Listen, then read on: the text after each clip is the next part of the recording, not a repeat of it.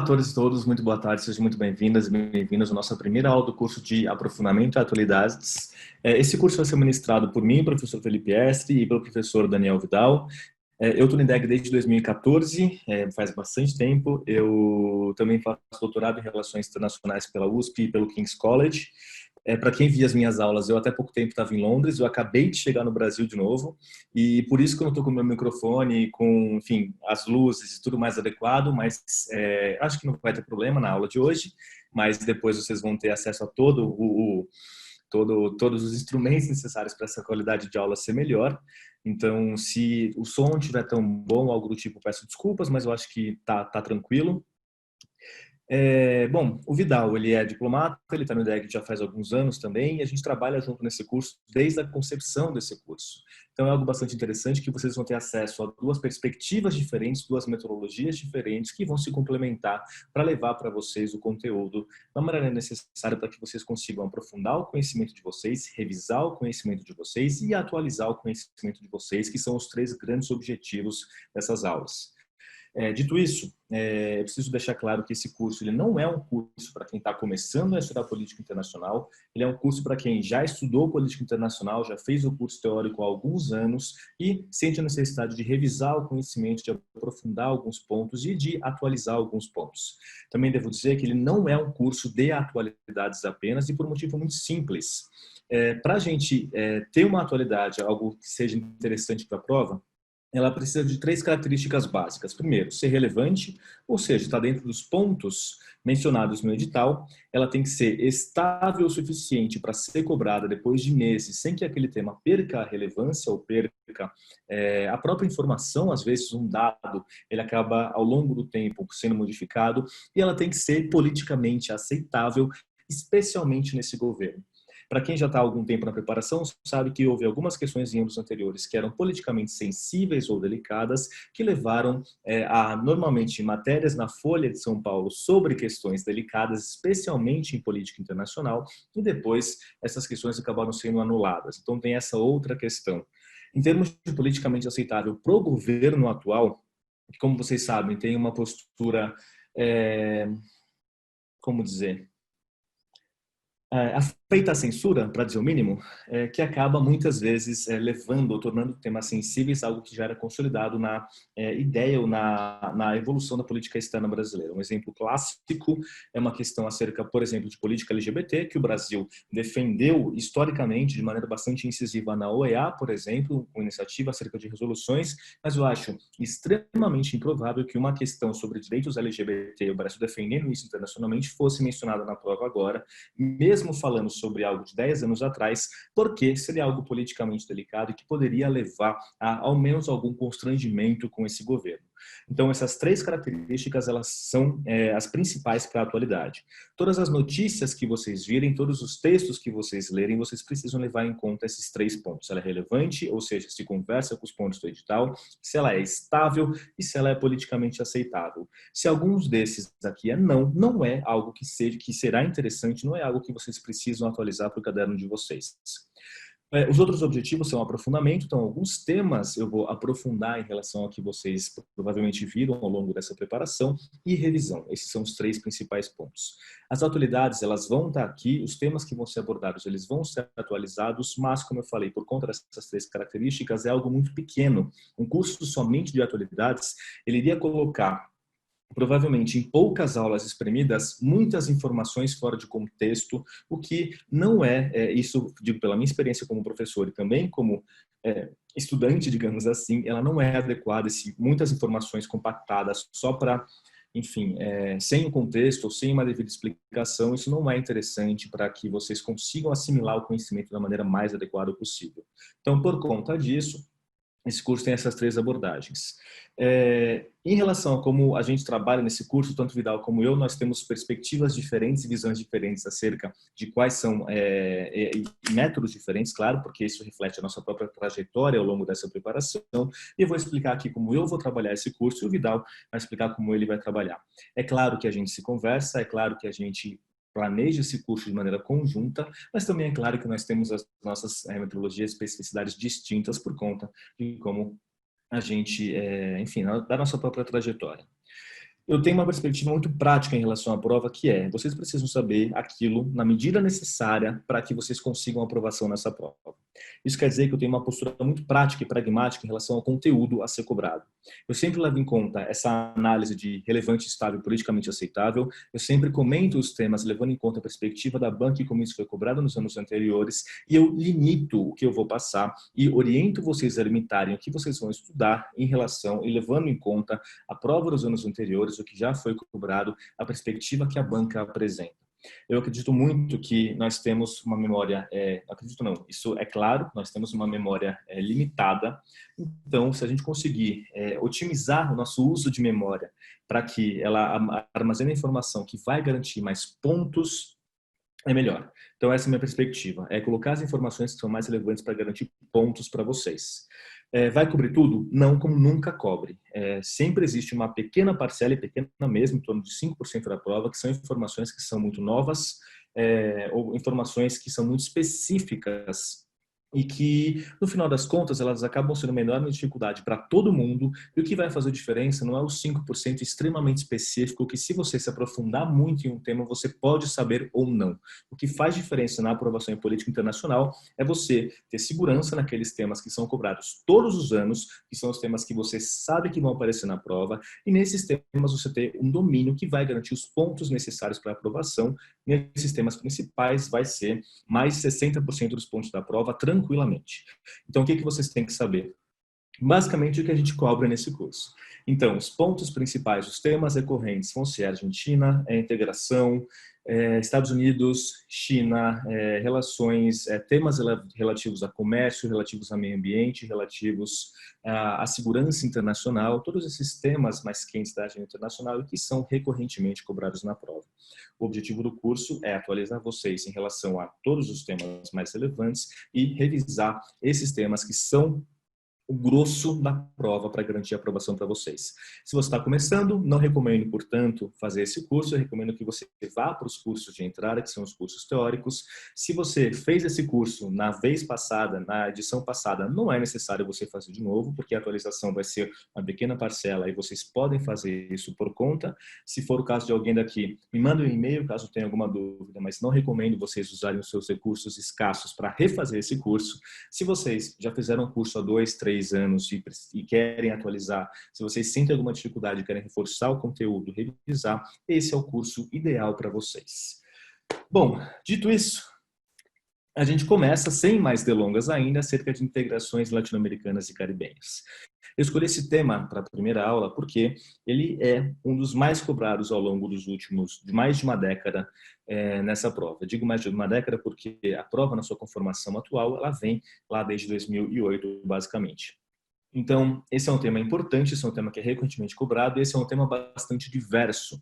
Quando a gente fala de integração latino-americanas e caribenhas, o que a gente percebe é que existe uma grande diversidade de processos de integração, um grande número diferente de processos de integração, com objetivos, às vezes, complementares, outras vezes diferentes. Só um minutinho, gente, que eu esqueci desse pequeno detalhe.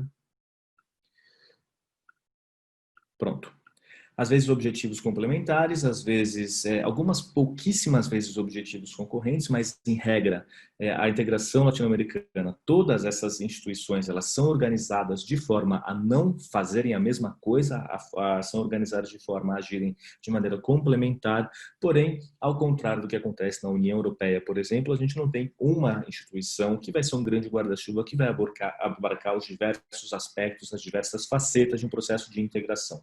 A gente tem diversos processos parciais, seja em termos de objetivo, seja em termos de amplitude ou de cobertura, com alguns poucos instrumentos que são mais amplos em termos de acesso para os países da América Latina e Caribe, e alguns que têm um aspecto, em termos do objetivo, um pouco mais amplo, como é o caso do próprio Mercosul, que vai além do aspecto meramente comercial.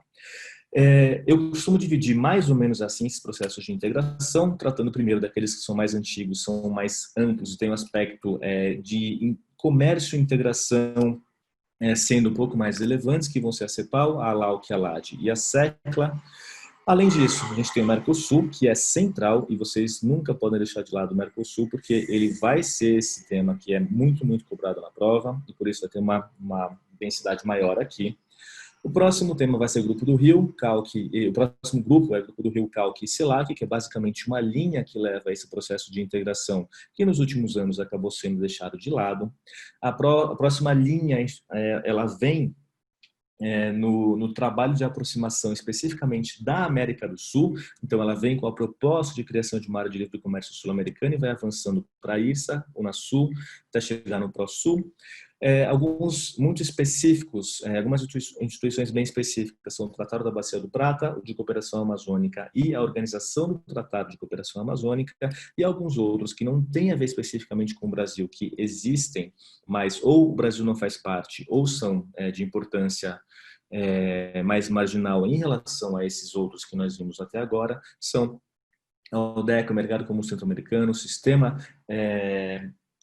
Centro-Americano, a Comunidade Andina de Nações, o CARICOM, o Sistema Econômico Latino-Americano, ALBA, a Aliança do Pacífico e Focalau. Essas são algumas outras instituições que já apareceram algumas na prova, outras não vão aparecer, então a gente não tem que se preocupar, mas a gente percebe, portanto, diversas camadas na integração com diversas instituições e diversos países fazendo parte de distintos processos. Isso torna tudo isso um pouco mais complicado, mas se vocês tratarem essa evolução institucional e histórica em termos de grandes eixos, se vocês derem a atenção àqueles temas que são mais relevantes, que certamente vão ser o Mercosul e as integrações sul-americanas, vocês vão ter uma base muito boa para encarar o que vai aparecer para vocês na prova.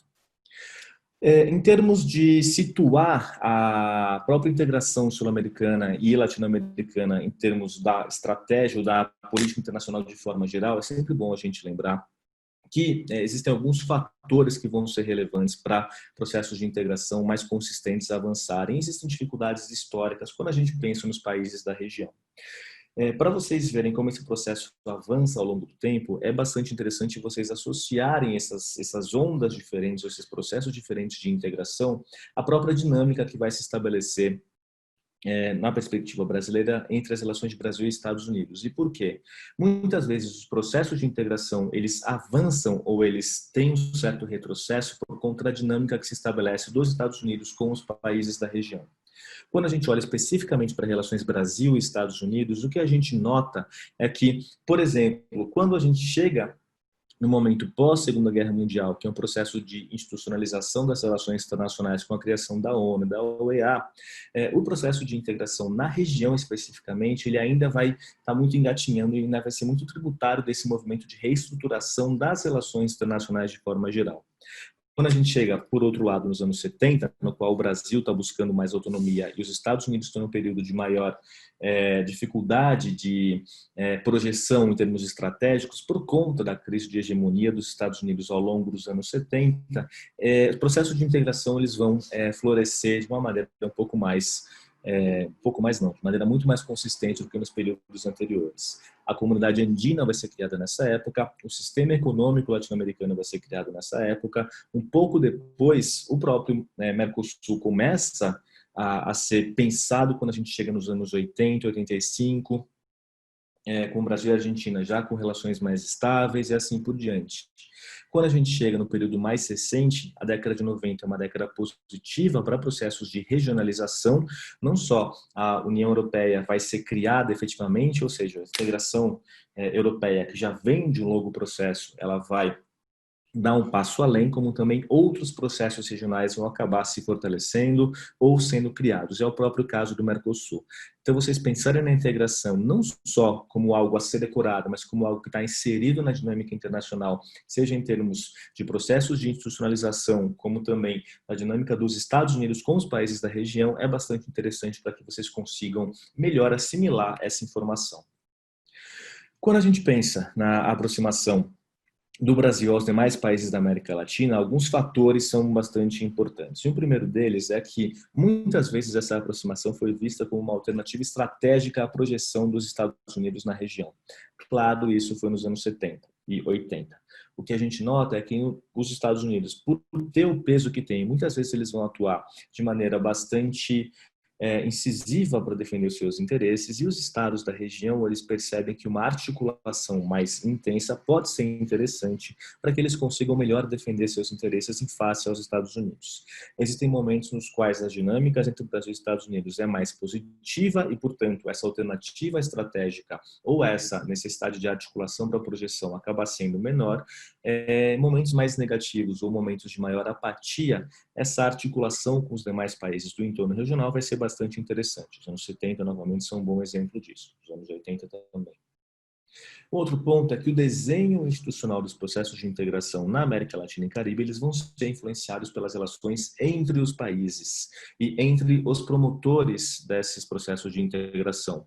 É só a gente olhar para o Mercosul. Só vai ser possível pensar numa articulação do Mercosul a partir do momento que os seus dois grandes países, Brasil e Argentina, conseguem superar as suas rivalidades. A gente nota que uma articulação como foi a Unasul, como é o Prosul, ela vai ser possível depois de haver um movimento de pelo menos tentar acomodar alguma das tensões históricas que há entre os países da região, como é o caso, por exemplo, de Bolívia e Chile. E, por outro lado, algumas tensões históricas que não são superadas e que muitas vezes são acentuadas ao longo do tempo, elas acabam afundando também processos de integração.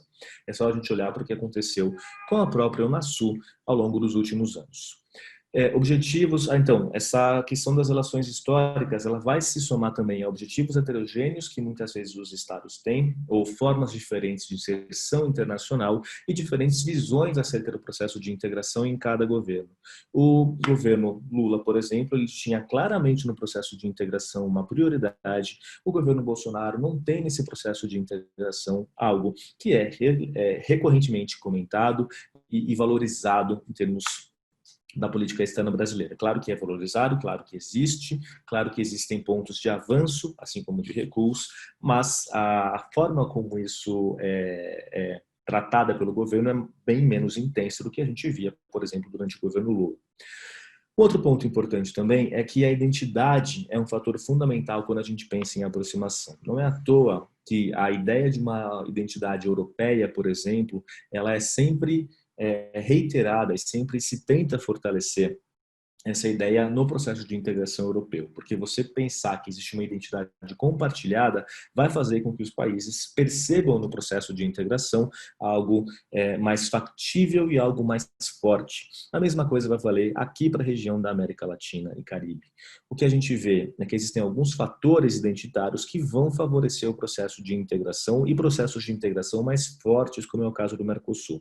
Um primeiro deles é a própria identidade democrática. Então, a partir do momento que os países voltam a ter regimes democráticos, esses desafios comuns que vêm na transição de regime e o fato de terem esse sistema democrático comum vão favorecer o fortalecimento de processos de integração, a busca de desenvolvimento, a identificação como países em desenvolvimento e a busca de desenvolvimento são também outro fator bastante importante.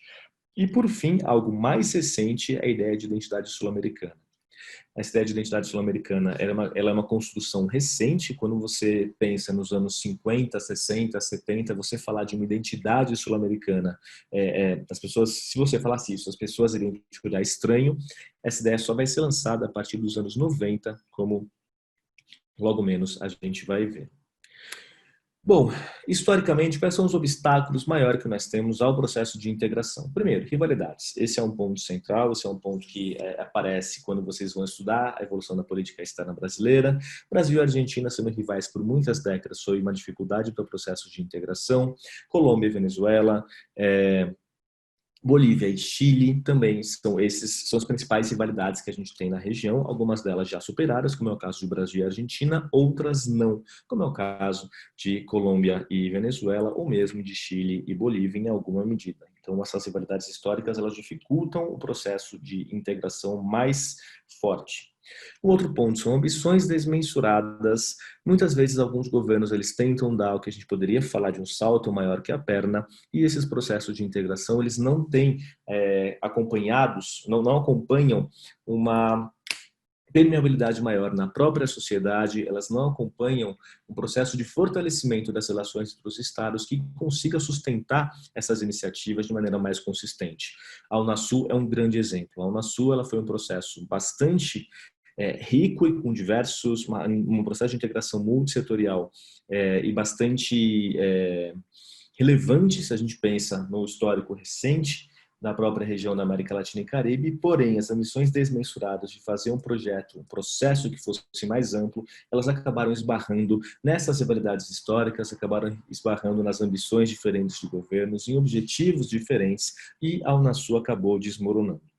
Um outro ponto, que também é um obstáculo, é a internacionalização de conceitos cepalinos. Esse é um ponto bastante interessante, porque se, por um lado, a CEPAL ela coloca a importância da integração regional como sendo importante para que os países conseguissem superar o subdesenvolvimento, isso quando ela é criada, lá em 47 para frente, 48 para frente. O que a gente tem também é que a CEPAL foi muito influenciada pela ideia de substituição de importações, pela ideia da teoria da dependência.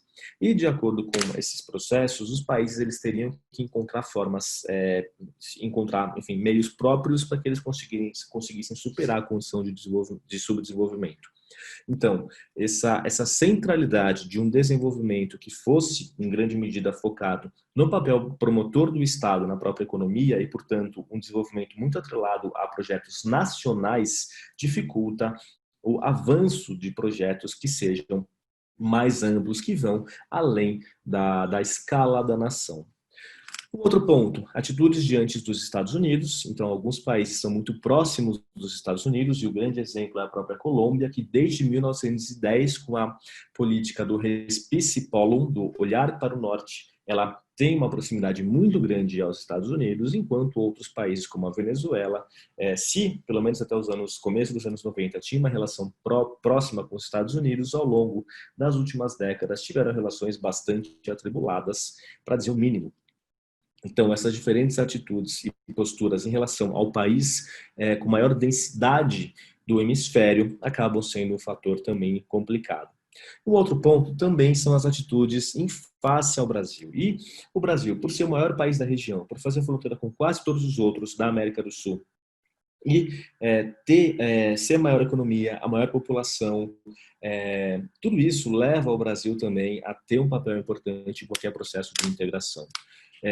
Existem alguns autores que falam que um dos problemas para o processo de integração na região seja exatamente o fato de o Brasil estar em grande medida, de certa forma, ele está isolado do restante da região por conta da densidade de ocupação que está no litoral e por conta dos grandes movimentos comerciais estarem nessa região da costa do Brasil, enquanto a ligação para os demais países acaba sendo muito mais complicada e o fluxo comercial não ser tão denso, o que é muito diferente do que a gente vê na Europa, que é basicamente um círculo, não um círculo, mas é uma massa de terra muito mais próxima, muito mais interligada do que quando a gente olha para a América do Sul de forma geral. Isso sem contar, né, a dificuldade de um istmo se a gente quer falar de América do Sul, América Central e América do Norte.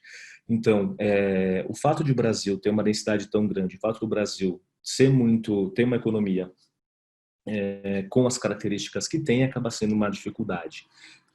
E por fim, uma diplomacia distante da sociedade. Isso aqui, esses pontos, eles vêm do livro do Cervo, da inserção do Brasil. E o que o Cervo fala? O fato de a diplomacia muitas vezes estar distante da sociedade vai fazer com que algumas ideias de integração elas não tenham uma base, não reverberem na população de forma a manter esses processos mais estáveis. É só a gente pensar novamente na Unasul. Se a gente chegasse para alguém na rua e perguntasse o que é a Unasul, provavelmente a pessoa olhar com cara estranha para você, falando o que você está falando, o que isso tem a ver. Mercosul não, o Mercosul tem muito mais conhecido, mas a Unasul, pouquíssimas pessoas, acredito, iriam saber qual que era esse processo de integração. Então, o fato de não ter uma base na sociedade mesmo vai fazer com que alguns processos eles sejam muito mais frágeis, e a Unasul, novamente, é um exemplo nesse sentido. Dito, passada por essas características mais amplas e mais abrangentes do próprio processo de integração, a gente começa a falar de alguns processos mais específicos, de algumas instituições mais específicas. E lembrando que é só uma diferenciaçãozinha conceitual. Quando a gente fala de uma organização internacional, é uma organização que ela é criada por um tratado internacional, um tratado constitutivo. Então, o Mercosul tem um tratado, o Mercosul é uma organização. Ela tem que ter um tratado constitutivo, ela tem que ter personalidade jurídica internacional. Quando a gente fala de instituição, é o conceito muito mais amplo. Então, organizações internacionais são instituições, órgãos da ONU são instituições, tribunais são instituições, que mais? Regimes internacionais são instituições, eventos recorrentes podem se tornar instituições. Alguns autores falam que a guerra é uma instituição da política internacional, por exemplo. Então, é um conceito muito mais amplo. Quando eu vou tratar das organizações formais, eu vou usar esse termo óbvio, e para todo o resto, como é o caso da CEPAL, que é uma comissão da ONU, a gente trata como instituição, que é o conceito mais amplo. Bom, a gente começa então falando sobre a CEPAL, que é a Comissão Econômica para a América Latina e Caribe, e ela foi criada lá em 48 pelo ECOSOC, e ela vai ser criada no contexto no qual a ONU estava criando comissões regionais para tentar auxiliar as diversas regiões do globo a saírem ou a lidarem com a situação do pós-Segunda Guerra Mundial. Então ela vai ser criada nesse contexto. No caso especificamente da CEPAL, ela vai ser criada por pressão dos países da América Latina e Caribe. Os Estados Unidos não eram muito afeitos a essa ideia, mas a pressão dos países acabou gerando resultados. Ela vai ser efetivamente criada lá em 1948. Desde a sua criação, ela se torna um grande centro de reflexão autóctone de pensamentos e pensadores que vão trabalhar da região para a região.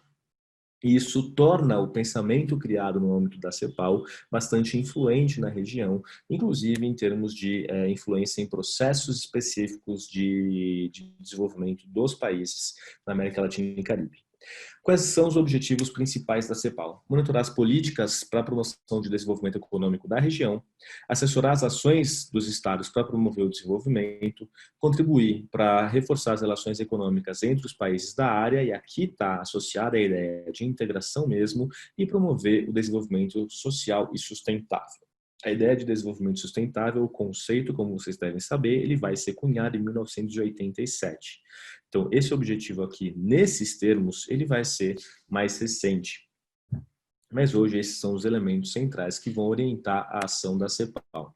A CEPAL, ela surge como centro de reflexão e produção de conhecimento, mas ao longo do tempo ela vai perdendo um pouco esse espaço, e hoje ela é um centro importante de acompanhamento de políticas públicas, é um centro importante de dados, por exemplo, e assim por diante. Bom, feito esse comentário sobre a CEPAL que funciona até hoje, a gente passa para algumas organizações que estão mais associadas ao aspecto comercial. E a primeira delas, que vai ser relevante, vai ser a ALAU, a Associação Latino-Americana de Livre Comércio. Ela foi criada lá em 1960 pelo Tratado de Montevidéu, e ela é resultado das reflexões que vêm depois do lançamento da Operação Pan-Americana pelo Brasil e da criação dentro da OEA do Comitê dos 21 em resposta à proposta brasileira de criação da Operação Pan-Americana. E dentre os elementos importantes que vêm dessas reflexões e vêm inspirados pelas ideias da Operação Pan-Americana, a gente tem a própria criação da Associação Latino-Americana de Livre Comércio. A LAUC, ela tem um membership muito mais restrito do que a gente pensaria, digamos assim. Ela não vai incluir, quando ela é criada, todos os países da região, só alguns específicos e mais importantes, sem sombra de dúvida. Inicialmente, alguns além do Brasil, e depois, ao longo dos anos 70, alguns outros países também vão ser agregados. O objetivo da ALAUC, porém, era bastante específico, bastante ambicioso. Era o objetivo de criar uma zona de livre comércio entre os países que fazem parte da organização, a ser implementada em 12 anos. Quando a gente pensa em todos aqueles obstáculos para a integração na região, 12 anos é um período extremamente curto. Quando a gente pensa que até hoje isso não existe plenamente, bom, foi bastante ambicioso pensar nesse objetivo em 1960. Qual que era o ponto da LAUC? As negociações elas seriam baseadas em listas comuns e em listas nacionais, ou seja, elementos que valeriam para todos os países, e alguns países formulariam as listas de elementos, de produtos específicos dos seus países para ser negociados ao longo do tempo. E essas negociações para abertura comercial, elas seriam baseadas no princípio da reciprocidade, ou seja, da ação mais favorecida e da multilateralidade. Qual que é o problema? Quando a gente tem países tão diferentes como, por exemplo, o Brasil e o Uruguai dentro da mesma organização, você esperar reciprocidade plena acaba sendo bastante complicado. Então, uma das grandes críticas que eram feitas à LAUC é que ela favorecia as maiores economias da região. Uma outra crítica feita também é o foco basicamente comercial liberalizante que a LAUC tinha. A promoção de desenvolvimento, como a gente vê, não estava entre os grandes objetivos da LAUC. Ela tinha por objetivo promover uma abertura comercial, o que, pensando numa região que sempre tem essa preocupação com promoção de desenvolvimento, é algo restrito. E o terceiro ponto é a rigidez. Você tem negociações de listas comuns também, você tem um prazo de 12 anos rígido, acabou fazendo com que houvesse descrença na capacidade da organização de alcançar os seus objetivos, o que faz com que ela seja acaba perdendo fôlego e mais para frente, em 1980, ela seja substituída pela ALAD, Associação Latino-Americana de Integração. A LAD, ela tem uma pauta mais modesta, então ela não vai falar sobre criar uma zona de livre comércio em 12 anos, porém ela vai ser mais objetiva e mais pragmática. Ou seja, ela vai buscar promover avanços onde for possível, na velocidade que for possível, no sentido de, em algum momento, criar uma zona de livre comércio e talvez até mais do que isso, até mesmo um mercado comum. Então ela vai ser muito mais pragmática e objetiva nesse sentido. Os membros eram os mesmos da LAU que alguns outros países acabaram ingressando ao longo do tempo. Mas os membros mais relevantes são aqueles que eram mesmo da LAUC. O objetivo dela, como eu já comentei, é o estabelecimento de forma gradual e progressiva de um mercado comum sem um prazo determinado. O mercado comum, ele é o terceiro estágio, digamos assim, de integração comercial. O primeiro estágio é uma zona de livre comércio, ou seja, uma região que não tem barreiras alfandegárias entre os estados. O segundo é uma união aduaneira, que além de você ter uma zona de livre comércio, você tem uma tarifa externa comum. E o terceiro seria um mercado comum, na qual, além de tudo isso, você vai ter livre circulação dos meios de produção. Pessoas, capital, matérias-primas, insumos, entre outros. E qual seria a forma de progressivamente alcançar esse mercado comum? Seriam pelos famosos acordos de complementação econômica, os ACS. Esses acordos de complementação econômica são aqueles que vão ser assinados entre os estados para promover esses acordos comerciais, para promover esse processo de integração de uma maneira mais flexível, porém mais pragmática, como a gente comentou. Quais são os princípios que vão reger a LAD? Pluralismo, flexibilidade, convergência, tratamentos diferenciais e multiplicidade. Ela vai ser plural, respeitando a diferença entre os estados, flexível nos arranjos possíveis, convergindo para que um dia alcance um mercado comum, tratamento diferencial, respeitando as diferenças entre os estados dentro da região, multiplicidade, garantindo a possibilidade de os estados também negociarem com outros estados, além da região da América Latina e Caribe, de formas distintas. O secretário-geral atual da ALAD é o Sérgio Abreu, que é uruguaio, que acabou de ser eleito para esse cargo de 3 anos. Bom, a ALAD ela continua funcionando, ela é bastante importante, apesar de pouca gente lembra dela, e a importância da ALAD está justamente nesses acordos de complementação econômica. Mas aí, passando para o eixo América do Sul, que a gente comentou, a gente precisa lembrar que a América do Sul é uma região geográfica, claro, mas pensar numa identidade sul-americana é algo muito recente. E a primeira vez que se falou na América do Sul como tendo uma identidade distinta, não somente sendo uma região distinta, foi lá em 1993, durante o governo Itamar, quando é lançada a proposta, lançada pelo Brasil, de criação de uma área de livre comércio sul-americana. E o que é interessante notar é justamente que o que fundamenta essa ideia não é só comércio, mas também tem esse aspecto de promover uma identidade sul-americana que começa a ser progressivamente reiterada pelos discursos, pela diplomacia brasileira. Essa ideia ela vai ser reiterada e ela vai ser aceita, comprada e reproduzida pelos demais estados, fazendo com que hoje a gente tenha a ideia de América do Sul como sendo uma região não só geograficamente distinta, mas também politicamente distinta. Quais são as características dessa região da América do Sul, mas nesse novo essa nova roupagem, digamos assim. É uma região que compartilha valores e ideais, em especial promoção de desenvolvimento. É uma região que tem interesses comuns, que tem estratégias, ou que pode articular estratégias comuns de inserção internacional, de defesa dos seus interesses. É uma região que se pauta pela não exclusão e tolerância, ou seja, apesar de ser uma região com características internas tão distintas como são, se a gente pensar no litoral do Brasil, do Pantanal, na Amazônia, nos Andes, nos Pampas, ela tem essa diversidade como sendo característica, sendo uma riqueza e não um problema para se pensar a América do Sul, e é uma região também que vai buscar uma progressiva institucionalização das suas relações, às vezes de forma bem-sucedida, outras não tão bem-sucedida assim. Ops. E é isso em relação à área de livre comércio sul-americana. Como eu falei para vocês, essa ideia ela surge, a ideia de uma associação, ela não vai ser levada para frente, porém, o que tem de importante nessa proposta de 93 do governo Itamar é trazer a ideia de América do Sul como um conceito político e um conceito identitário, digamos assim. Outros tratados que são menores, mas que precisam ser lembrados, o primeiro deles é o próprio Tratado da Bacia do Prata. O Tratado da Bacia do Prata é da década de 60, de 69, e ele vai unir 4 países da região mais o Brasil: a Argentina, a Bolívia, o Paraguai e o Uruguai. O objetivo primeiro dele era promover a integração física da região platina por meio de programas concretos de cooperação. Isso aqui é o que está no tratado efetivamente. Já ter colocado aspas aqui, inclusive.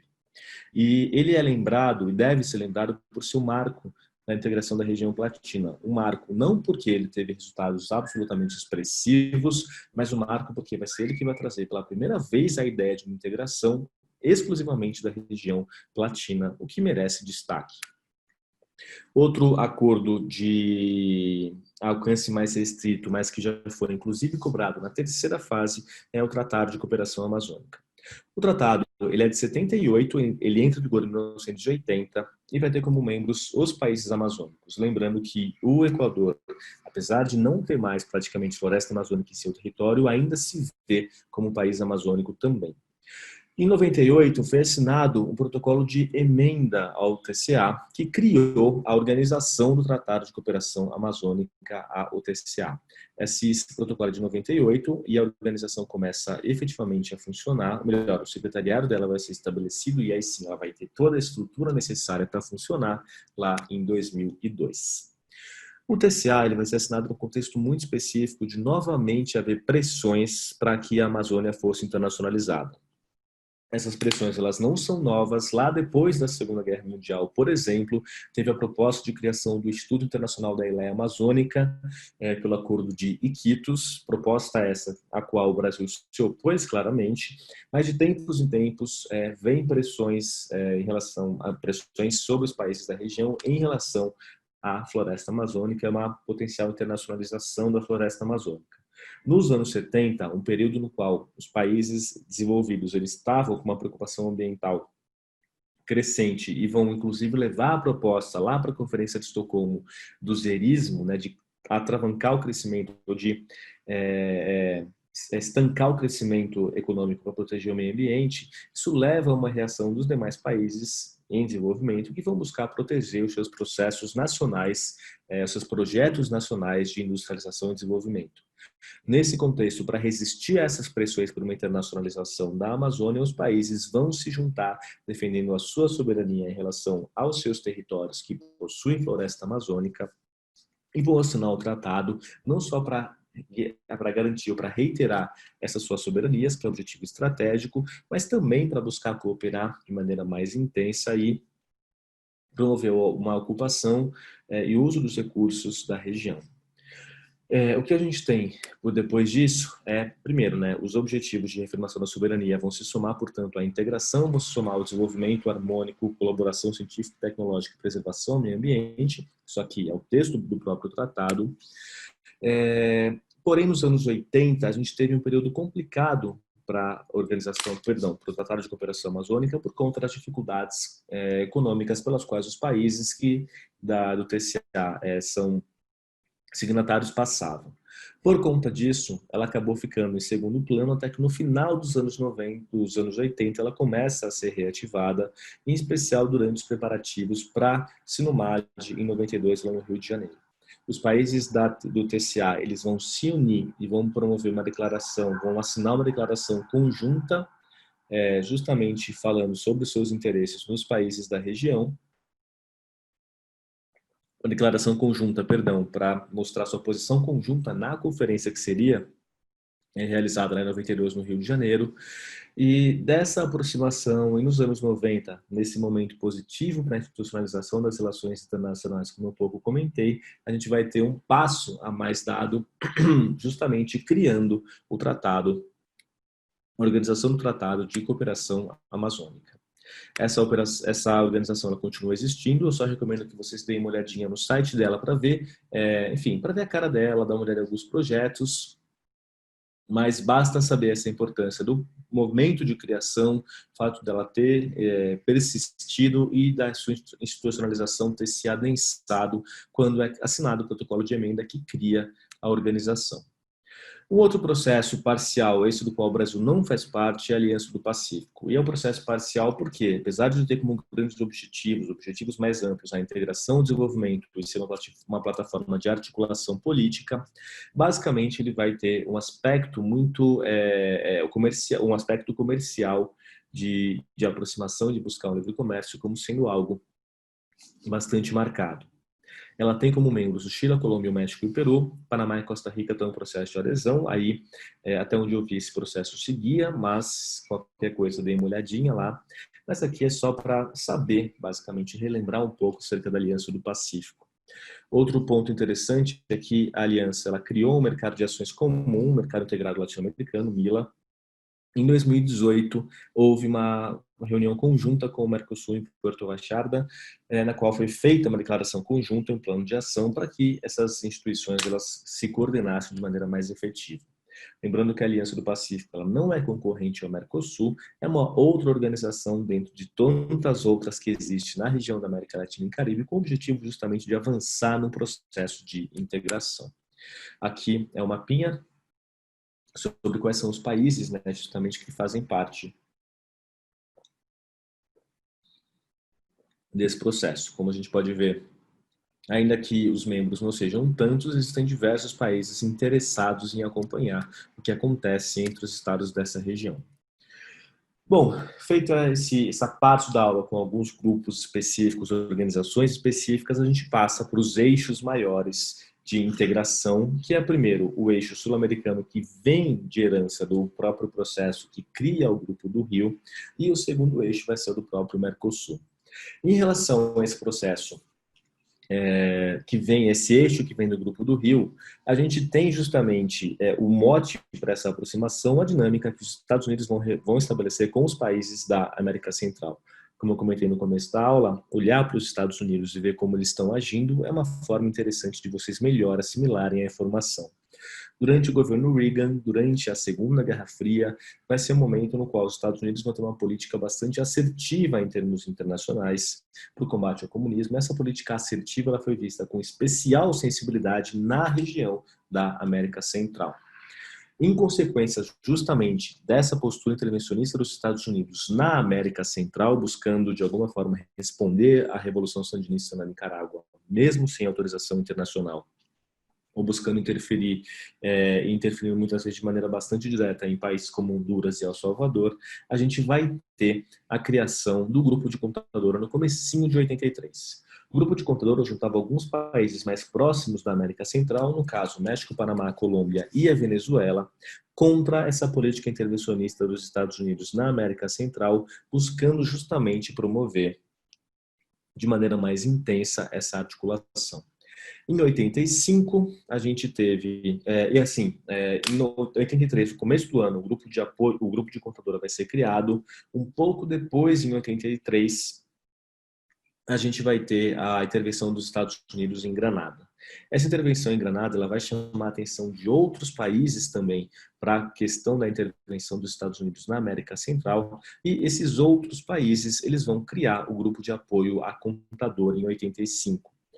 Bom, não faz sentido ter um grupo de contadora e somado a ele um grupo de apoio à contadora, então esses grupos vão se unir num mecanismo que possivelmente vai ser chamado de Grupo do Rio, mecanismo de coordenação política. E esse é o embrião do Grupo do Rio. O grupo de apoio à contadora, ele vai contar com países relevantes na região, mas um pouco mais para baixo, então Argentina, Brasil, Peru e Uruguai, e eles vão buscar justamente o maior respaldo a essa paz na América Central, se colocando contra essa postura dos Estados Unidos. Em 86, esses grupos vão se unir, criando um mecanismo permanente de consulta e coordenação, cujo nome vai ser atualizado em 90 para Grupo do Rio. Lembrando que o Grupo do Rio ele não era uma organização, mas um foro de concertação política. Ele não tem um tratado constitutivo, ele não tem um secretariado, ele não tem personalidade jurídica internacional, mas ele se constituiu como o principal fórum de coordenação e articulação política dos países da região desde a sua criação. Até chegar em outros fóruns de articulação e coordenação mais recentes, como o próprio Unasul e a Unasul e a própria ProSul. A diferença é que o Grupo do Rio, ao longo do tempo, ele foi agregando praticamente todos os países da região.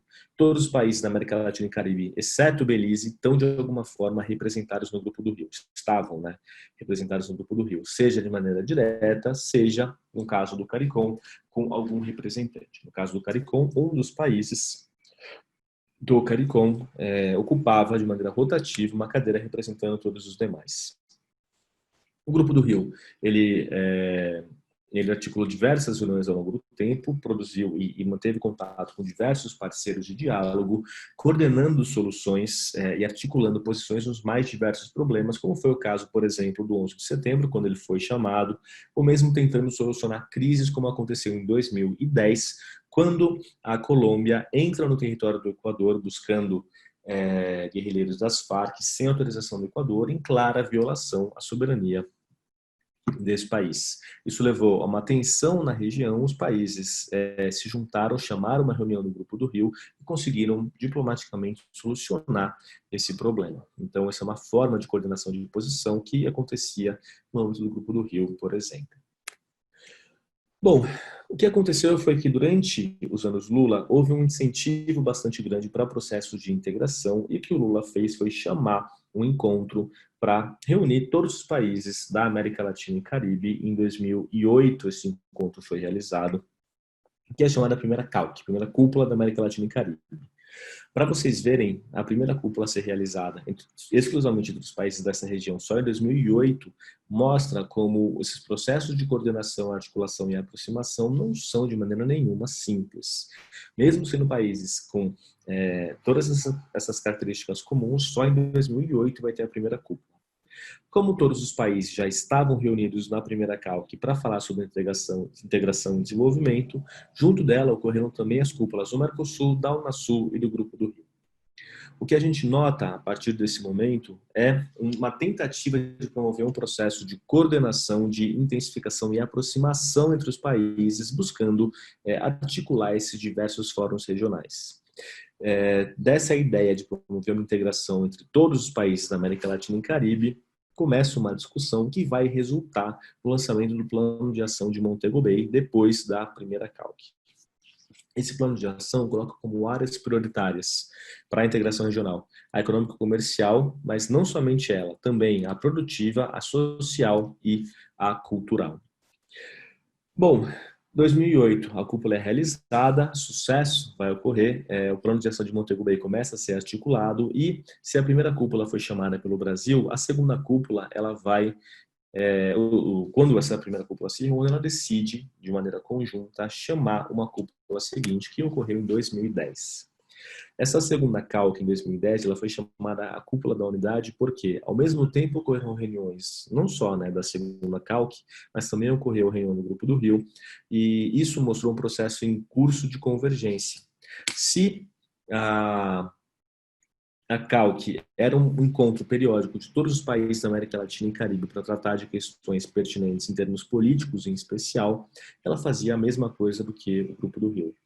já que isso está acontecendo, mas a CALC ela tem um nível mais alto por juntar chefes de Estado, por que não juntar Grupo do Rio e CALC numa coisa só? E esse processo de convergência que levou à criação e lançamento da CELAC, da Comunidade Latino-Americana de Países da América Latina e Caribe.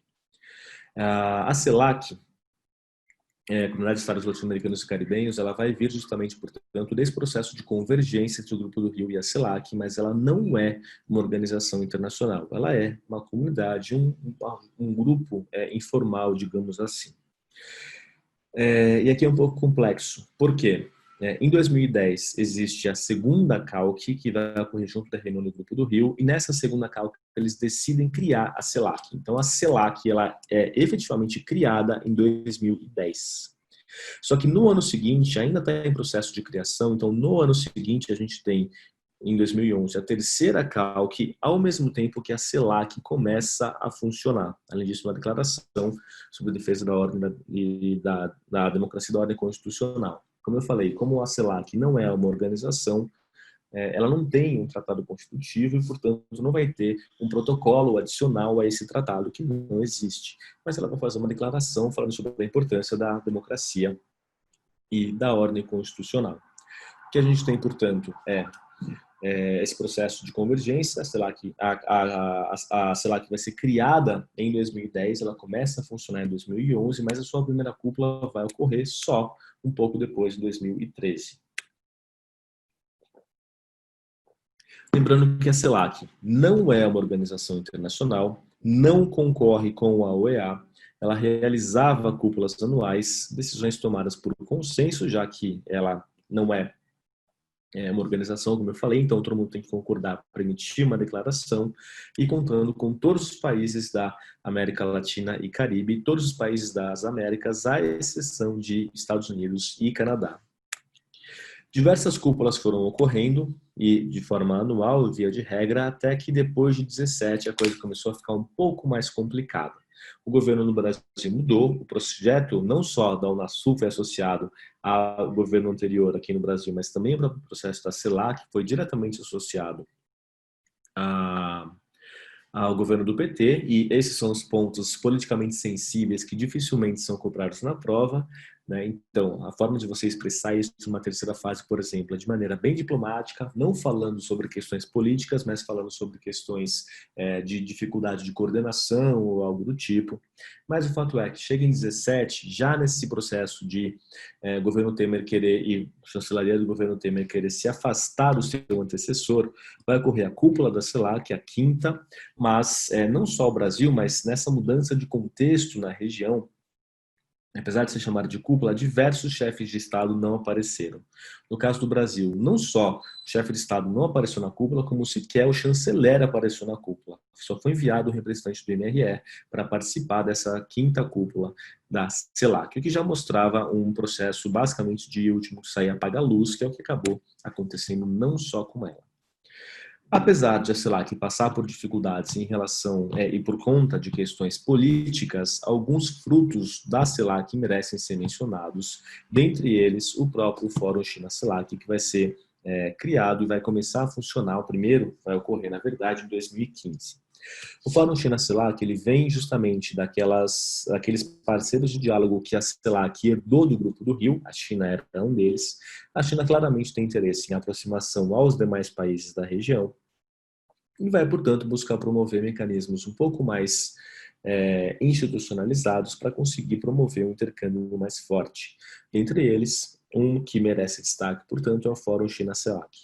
O primeiro ocorreu em 2015, no começo do ano, e esse fórum criou um plano de ação de mais médio prazo, plano 2015-2019, de cooperação, que tratou diversos temas. Se vocês pegarem esse plano, vocês vão ver esses subtítulos no plano, e o único que merecia um pouco mais de atenção por causa da especificidade, porque, em geral, esses temas eles são, aparecem bastante na mídia, é que os países se comprometerem a aumentar o fluxo comercial para 500 bi, isso até 19, e aumentar o estoque de investimento recíproco para 250 bilhões no prazo de 10 anos. Então, esses esses mecanismos merecem atenção. Mas diversos temas foram abordados, inclusive segurança, comércio, energia, meio ambiente, agricultura, cultura, entre outros. Esses são todos os subtítulos e esses são todos os temas que foram mencionados. Como já faz bastante tempo, apesar de ser estável, não é mais tão relevante saber o que ocorreu no primeiro Fórum China-CELAC. É importante saber que ele existe e como ele se estrutura. Já o segundo, ele é bem mais recente e tem alguns elementos específicos que são estáveis o suficiente, relevantes e não são politicamente sensíveis e, portanto, são temas que precisam constar no caderno atualizado de vocês. Um deles é o framework para funcionamento do Fórum China-CELAC, que é o framework 136. Tem um plano de cooperação orientando as nações, 3 forças orientando a cooperação, comércio, investimento e finanças e 6 prioridades estabelecidas: energia e recursos, infraestrutura, agricultura, manufatura, inovação, tecnologia da informação. O que a gente nota é que algumas áreas de cooperação também vão ser abertas ao longo desse tempo, como, por exemplo, o combate à corrupção, drogas e crimes cibernéticos.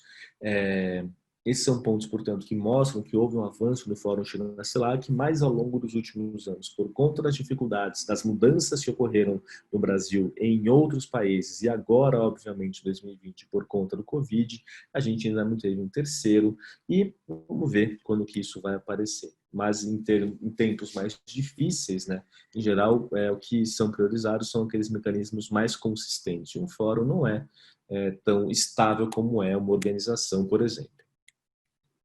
Em relação à CELAC, a última novidade que a gente tem que vai ser mais relevante é que no começo desse ano, em janeiro, dia 15, o Brasil suspendeu a participação na CELAC. Então, a gente vê claramente essa associação da CELAC também da Unasul a um projeto de governos anteriores, o que leva a respostas que a gente sabe que são respostas políticas a essas organizações, o que a gente não pode colocar na prova por enquanto. O que a gente pode colocar, é assim que a gente floreia o discurso, é falar de divergência de objetivos, é falar de o Brasil prezando por articulações que não sejam, que não tenham um caráter ideológico, essas coisas todas que o nosso chanceler fala. A vantagem é que o discurso é bem repetitivo, então guardar isso para uma terceira fase acaba sendo algo relativamente simples. Então, enfim, mas é isso. O Brasil suspendeu sua participação na CELAC, uma informação extremamente relevante, fixa e uma informação que não é politicamente sensível, porque falar isso está de acordo com o que o governo mostra. Suspender esse caso significa que o Brasil poderá um dia voltar um dia que não se sabe? Sim. Como eu falei para você, a CELAC ela não é uma organização internacional. Por não ser uma organização, ela não tem um tratado constitutivo e membros. E isso facilita esse processo de afastamento. O Brasil fala, se tiver reunião da CELAC, eu não vou participar. Estou fora da CELAC por um tempo. Se der na telha e o Brasil quiser voltar, mês que vem, ele pode simplesmente chegar, aparecer na reunião da CELAC e falar, então, estou aqui participando de novo. Então é isso, é suspender, porque a gente não tem uma organização formal no qual você precisa de um processo de saída da organização, como a Venezuela fez com a OEA, por exemplo. Então é suspensão da participação. Bom, próximo grande tema que a gente vai ver, Mercosul. O Mercosul, ele é resultado direto do processo de aproximação entre o Brasil e a Argentina. Em geral, processos de integração, eles têm um drive comercial bastante intenso. É justamente uma necessidade ou um fluxo comercial pré-existente que, na maioria dos casos, vai levar a uma intensificação de um processo de integração. No caso do Mercosul, não vai ser diferente.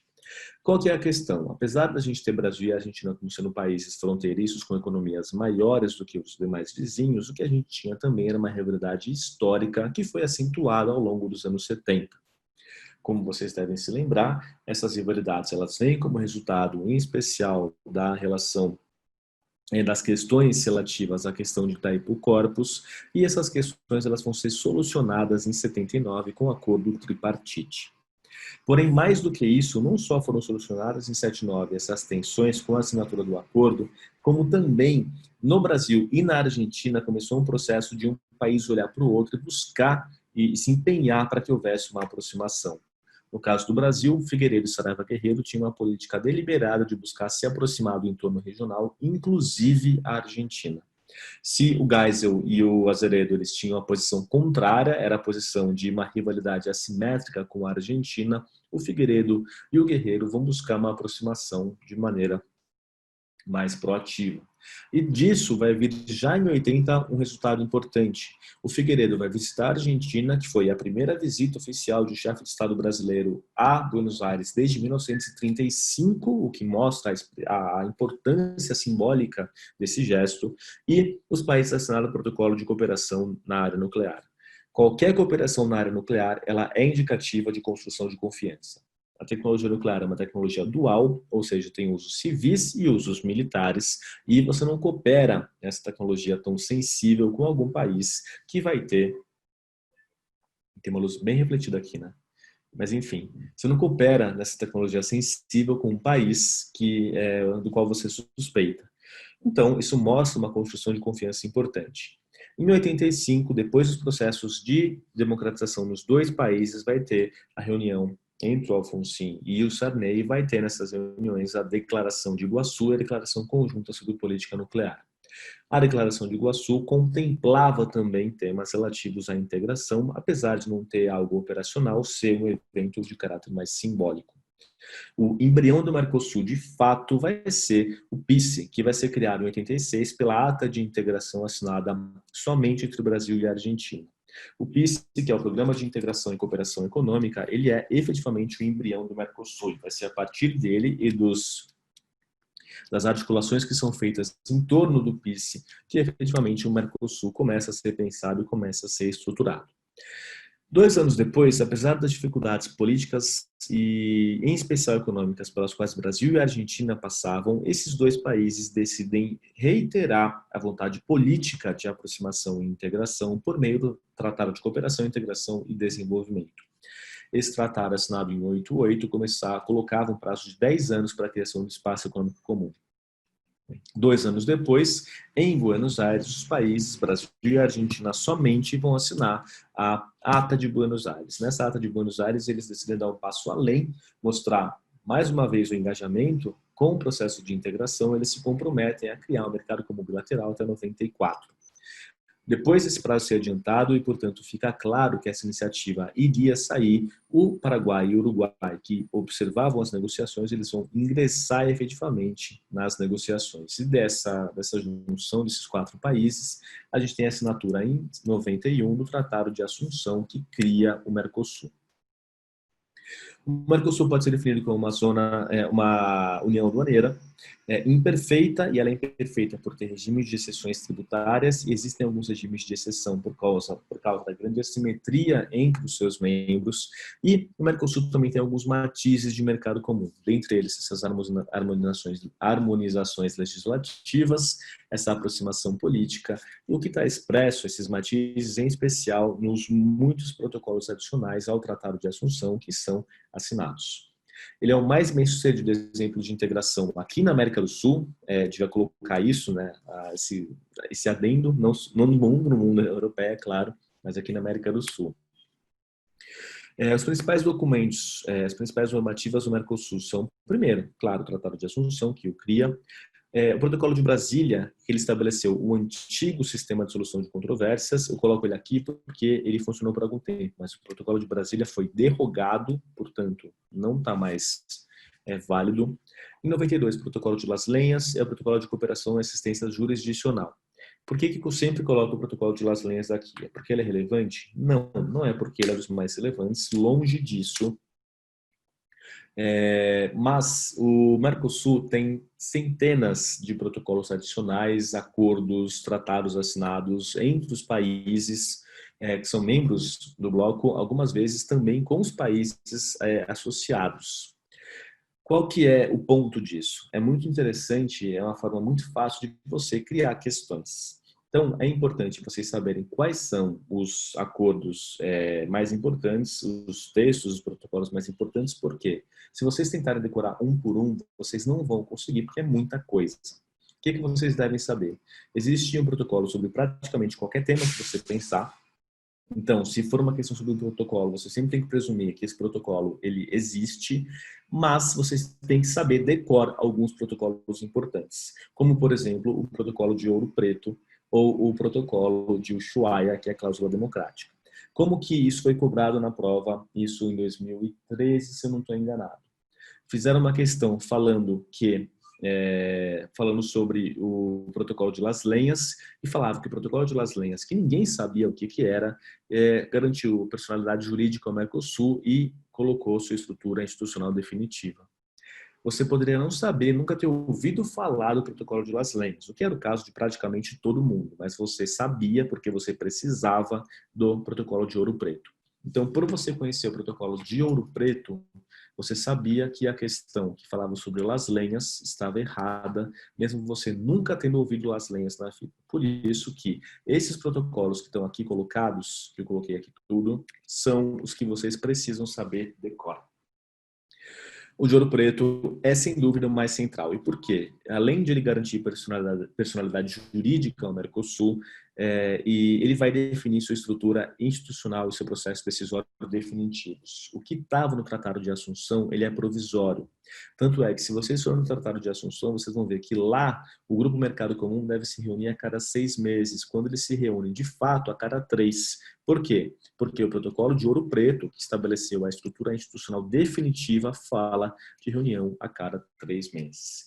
Então, a estrutura, se vocês precisarem ver, vocês não vão no Tratado de Assunção, vocês vão no protocolo de Ouro Preto.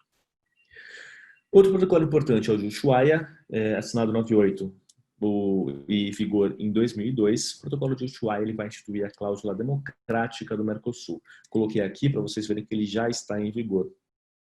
E, além dos países do Mercosul, esses demais países também o ratificaram. Outro protocolo importante é o protocolo de Olivos. Por que ele é importante? Porque ele derrogou o protocolo de Brasília e é ele que vai estabelecer o novo mecanismo de solução de controvérsias, que, tudo bem, já tem quase 20 anos, não é assim tão novo. E esse mecanismo de solução de controvérsias tem como grande característica a existência de um tribunal permanente de revisão. Além disso, temos em 2002 um acordo de residência que vai unir não só os países do Mercosul, mas também outros países membros associados ao Mercosul. 2005, Protocolo de Assunção sobre Direitos Humanos. 2011, o Protocolo de Montevidéu de Compromisso Democrático, também chamado de Protocolo de Ushuaia II, muitas vezes. Esse ainda não está em vigor, cuidado. 2017, o Brasil propôs e foi aceito o estabelecimento de um Protocolo de Cooperação e Facilitação de Investimentos, o PCFI. A gente vai ver na aula de comércio que o Brasil ele criou uma nova estrutura de buscar promover cooperação e facilitação de investimentos entre os estados, que é um acordo específico chamado Acordo de Cooperação e Facilitação de Investimentos. O Brasil propôs um protocolo para que os países do Mercosul também ingressassem, adotassem esse arranjo, digamos assim, de cooperação e facilitação de investimentos, o que foi feito efetivamente em 2017. 2019 está aqui só porque é algo mais recente. Tem um acordo para eliminação de cobrança em cargos de roaming internacional. Vai que alguma coisa parece louca do Mercosul. Esse é o ponto específico mais recente que foi divulgado. E fora isso, o que eu recomendaria que vocês fizessem? Dessem uma olhada básica, nada muito demorado, nos documentos da última reunião de cúpula do Mercosul que ocorreu online em julho desse ano. Então está aqui o link para vocês do comunicado conjunto dos estados parte do Mercosul e o outro comunicado dos estados parte e associados. Grande vantagem de vocês lerem esses documentos é que vocês conseguem saber elementos de posição de política externa de todos os países. Por quê? Já que as declarações elas são feitas por consenso, o que está aqui representa a posição de Brasil, Paraguai, Uruguai e Argentina. E o que está aqui representa a posição de praticamente todos os países da América do Sul. Então, uma boa forma de vocês saberem e atualizarem as informações de vocês sobre diretrizes políticas desses países.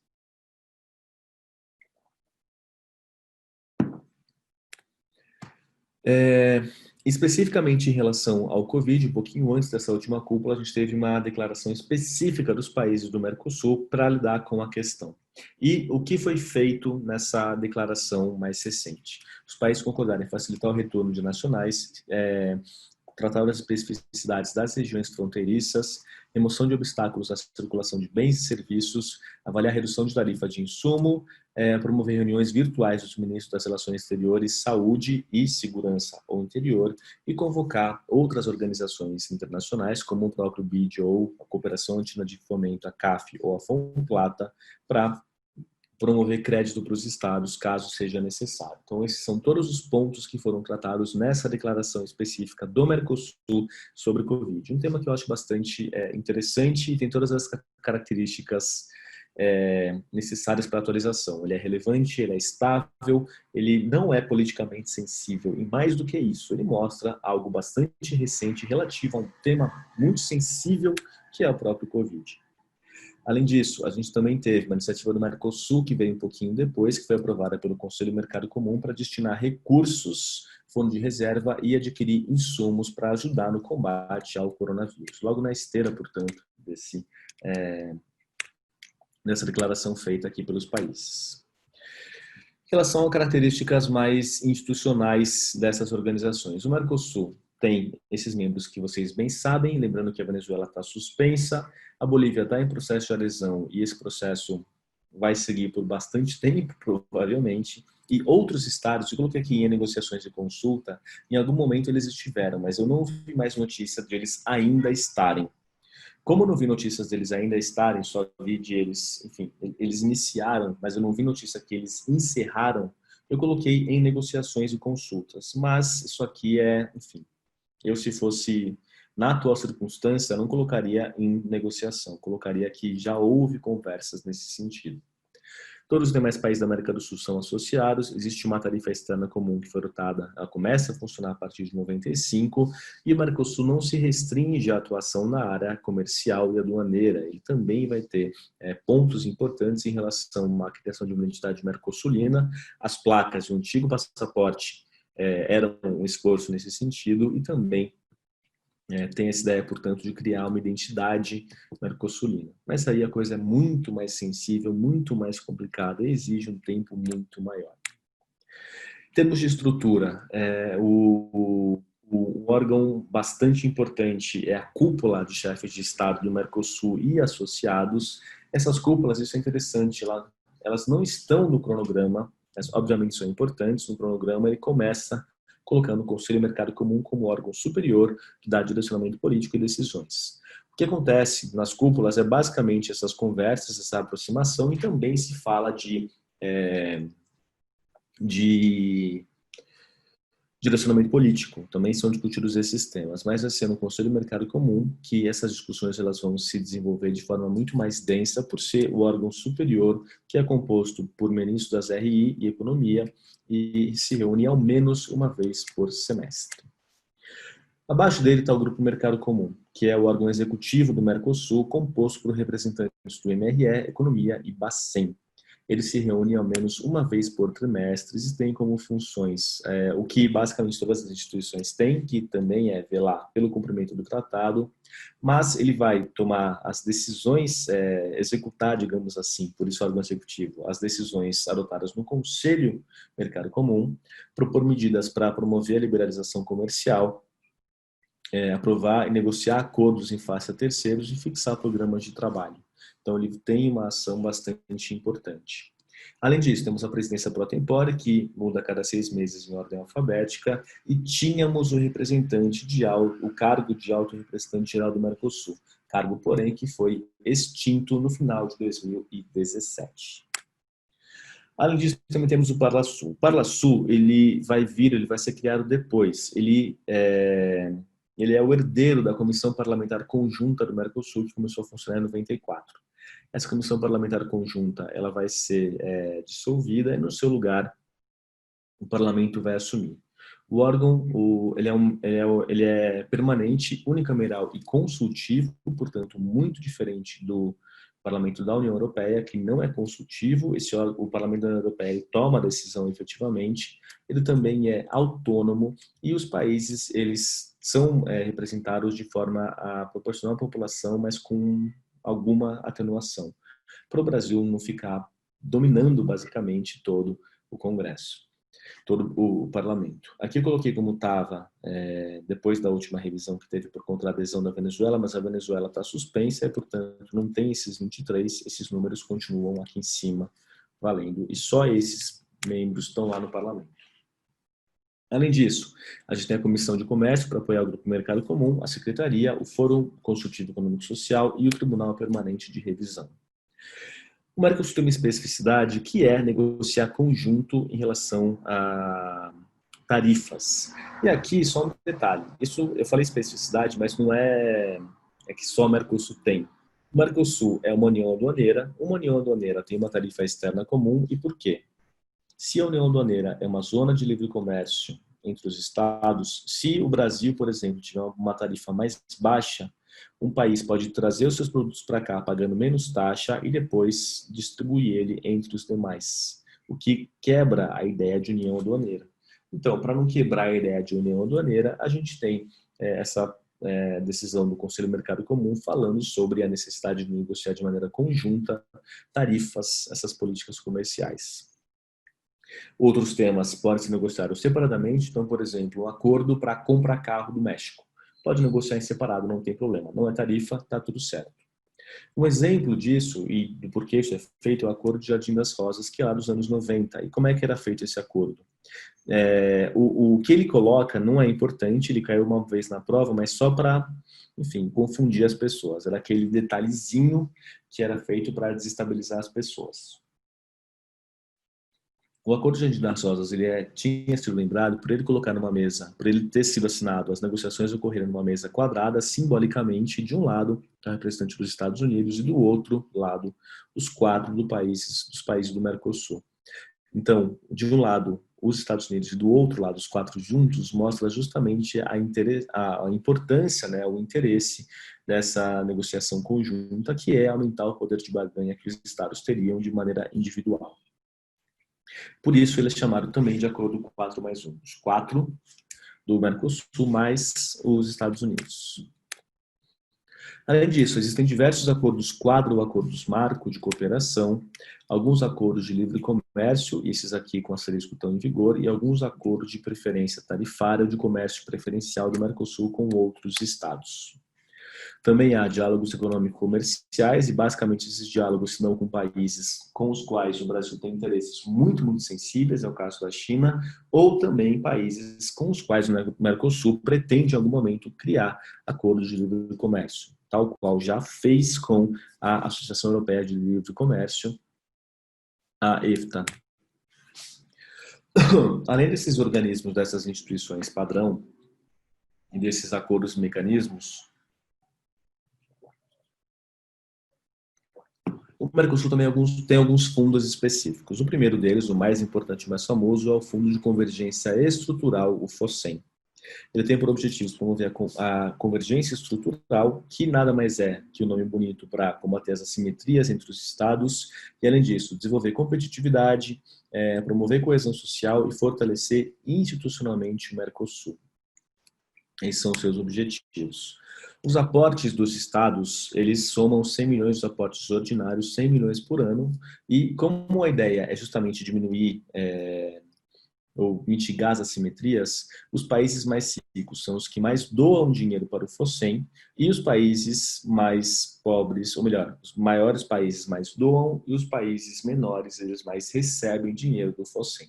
A ideia é ser justamente criar esse fluxo para ajudar no combate a assimetrias. Além disso, temos um mecanismo, um fundo de micro, pequenas e médias empresas, que também foi criado em 2008, faz algum tempo já. Um mecanismo de financiamento do setor educacional, também criado em 2008. E lembrando que não há um reconhecimento automático de diplomas entre os estados do Mercosul, isso aqui caiu na prova uma vez, então eu só coloquei aqui para não esquecerem. Também há o Fundo de Agricultura Familiar, Programa de Integração Produtiva e o Fórum Consultivo Econômico e Social do Mercosul. O Fórum Consultivo, ele já tem papel de maior destaque, especialmente no final do governo Lula e do governo Dilma, mas ele acabou sendo deixado de lado ao longo do tempo, nesses governos mais recentes. Também estão em negociações o Conselho para Cultura e para Turismo, mas a coisa ainda não está concretizada. A dimensão social era bastante importante para o Mercosul, realizando cúpulas sociais, criando o Instituto Social do Mercosul, a Comissão de Coordenação sobre Assuntos Sociais e o Instituto de Políticas Públicas e Direitos Humanos do Mercosul.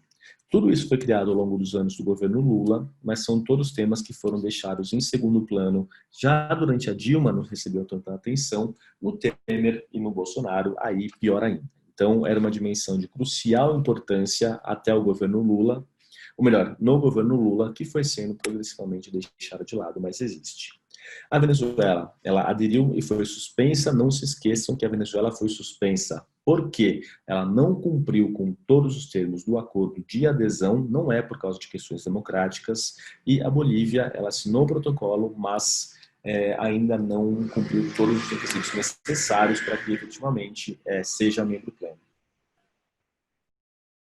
Então, Venezuela suspensa, a Bolívia ainda em adesão.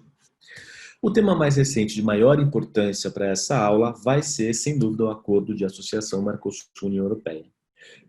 A sua importância no fato de ser um acordo bastante grande, tudo bem, muito em parte por causa do peso da Europa, mas é um mercado bastante grande também, além de ser uma economia bastante grande, e não é de se deixar de lado, porque a União Europeia é o segundo parceiro econômico do Mercosul, atrás apenas da China, então isso é muito expressivo. E o Mercosul não está tão atrás, esse dado pode estar um pouco desatualizado, mas ele era o oitavo parceiro comercial da União Europeia, o que é algo bastante expressivo. O fluxo comercial em 2018 foi superior a 90 bi, que explica essa vontade de terminar logo esse acordo, e 18% das exportações brasileiras vão para a União Europeia, que é também bastante expressivo. A União Europeia, por sua vez, é o maior investidor estrangeiro no Mercosul, com mais de 400 bi em estoque de capital lá. O acordo ele começa a ser negociado ainda em 1999. A base dele é o acordo assinado entre o Mercosul e a União Europeia, que está aqui de 95. Se vocês quiserem anotar, esse acordo marco de cooperação que é assinado em 95, que entra em vigor em 1999, que é a base das negociações do acordo Mercosul-União Europeia. E aqui, ele tem 3 pilares, isso é algo interessante também. Apesar de ser um acordo comercial, em grande medida, se fala sempre do acordo comercial, da questão do livre comércio, ele é um acordo de associação, porque ele não só tem a questão comercial de livre comércio mesmo, mas também tem diálogo político e cooperação como sendo outros 2 dos seus 3 pilares. O texto está em fase de finalização, o acordo foi assinado, mas está finalizando alguns aspectos do texto e ele carece de ratificação de todas as partes para entrar em vigor. E aqui está o problema. Há pouco tempo, a Irlanda ela havia declarado que não sabia, que não iria ratificar o acordo com o Mercosul por conta de questões ambientais. Pouco depois a Holanda declarou algo do tipo, mas o mais recente, o mais relevante é que a França falou sobre a sua reticência em ratificar o acordo Mercosul-União Europeia por conta de questões ambientais. É justamente essa reticência que faz com que a gente não tenha certeza que esse acordo que foi finalizado, ele vai efetivamente entrar em vigor no futuro próximo. Para todo mundo envolvido assinar e ratificar a coisa toma tempo e a coisa é delicada. E as perspectivas nesse momento não são boas. A França ela emitiu um documento falando das suas preocupações em relação ao acordo Mercosul-União Europeia e há pouquíssimo tempo o Brasil emitiu um documento respondendo a essas preocupações francesas. Se vocês quiserem dar uma olhada, é só entrar no site das notas do MRE que vocês têm acesso a esse texto. O que o acordo contemplava? E aqui está, primeiro, o processo de negociação, como eu falei, começa em 95, ou melhor, ele tem como base o acordo de 95, começa em 99, ele fica suspenso entre 4 e 10, e a partir de então as negociações vão avançando com certa dificuldade, sem dúvida, mas elas foram avançando até que em 2019 o texto vai ser em junho finalizado. E é esse texto que está agora indo para votação, melhor, precisa de ratificação. O acordo, ele contempla 21 áreas, ou seja, é um acordo bastante intenso, e não só a parte de comércio de bens, mas também defesa comercial, salvaguarda, até chegar mesmo em um mecanismo de solução de controvérsias que tem no texto do acordo e temas institucionais e legais. Então, não ilegais e legais. Então, isso também isso mostra justamente essa densidade do acordo que foi estabelecido. Em relação ao Mercosul, esses são os pontos que eu quero ressaltar com vocês. Gente, façamos uma breve pausa de 5 minutinhos e aí a gente volta para finalizar daqui a pouquinho a nossa aula, tudo bem? Eu vi que algumas pessoas chegaram depois, então eu vou mandar aqui o link para o material da aula se alguém precisar, tá bom? Daqui a pouquinho a gente continua.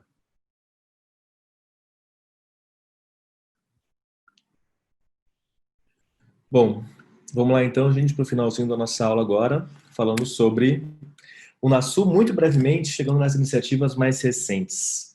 Em relação ao Unasul, como eu comentei com vocês, ela vai ser resultado direto do próprio processo de construir, criar, reiterar, reproduzir uma identidade sul-americana.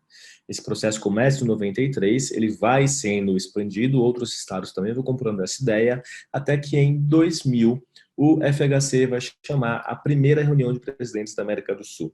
De novo, pensar que só em 2000 os presidentes da América do Sul se reuniram mostra justamente a novidade dessa iniciativa. Nessa cúpula, em 2000, foi criada a IRSA, a Iniciativa para a Integração da Infraestrutura Regional Sul-Americana, e a IRSA ela continua existindo. A IRSA ela passou para dentro depois da Unasul, no COSIPLAN, o Conselho de Infraestrutura e Planejamento da Unasul, e agora está meio que no limbo por conta do que aconteceu na Unasul, mas logo a gente vai ver isso com mais calma. Só lembrando, a IRSA ela é mais relevante para a geografia especificamente, para a gente basta saber que ela existe, o contexto de criação, mas lembrando que é uma iniciativa que vai focar em integração física e energética em eixos de integração. 10 eixos são estabelecidos e percebam que algumas regiões elas fazem parte de mais de um eixo, justamente por conta da ideia não ser dividir setores específicos, mas integrar. Então, os eixos eles se sobrepõem também.